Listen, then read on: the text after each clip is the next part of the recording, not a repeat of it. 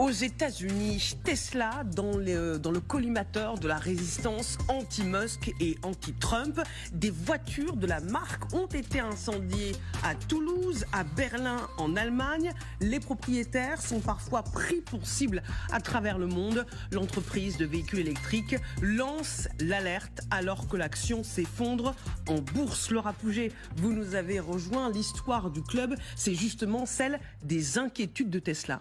Dernière inquiétude en date, la politique douanière menée par Donald Trump.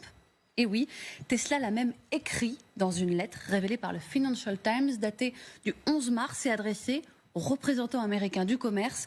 Elle s'inquiète d'être exposée, c'est son mot, à des droits de douane de rétorsion en réaction à ceux imposés par Trump à ses partenaires.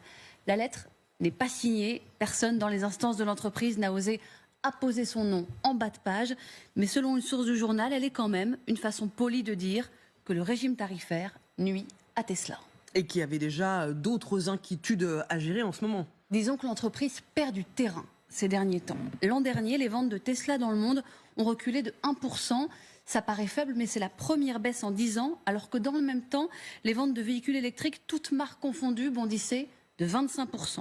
Au mois de février, les ventes de Tesla neuves ont plongé de 76% en Allemagne, de 26% en France. À la bourse, le titre Tesla a chuté 35% depuis le début de l'année. 35%, c'est énorme. On sait pourquoi ?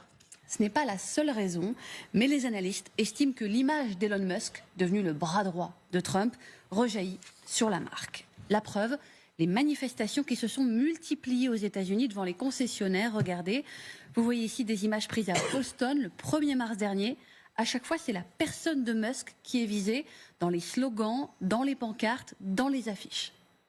La preuve aussi, la désaffection qui touche jusqu'aux propriétaires de Tesla par des autocollants apposés sur leur propre véhicule. Vous voyez, certains entendent signifier qu'ils ne cautionnent pas l'idéologie Musk. Je l'ai acheté avant qu'Elon ne devienne fou, peut-on lire sur celle-ci que vous voyez apparaître. Le mouvement a même gagné l'Europe, vous l'avez dit. Cette nuit, 4 Tesla incendiés dans les rues de Berlin. Et début mars, c'est un concessionnaire du village de Plaisance-du-Touche, près de Toulouse, on est loin des États-Unis, qui a vu ces Tesla partir en fumée.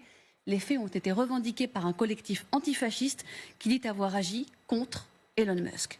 Bref, posséder une Tesla, c'est comme si c'était devenu un acte politique. Selon une enquête américaine, le pourcentage de sympathisants démocrates qui envisagent d'en acheter une est passé de 23% en août 2023 à 13% en ce mois de février.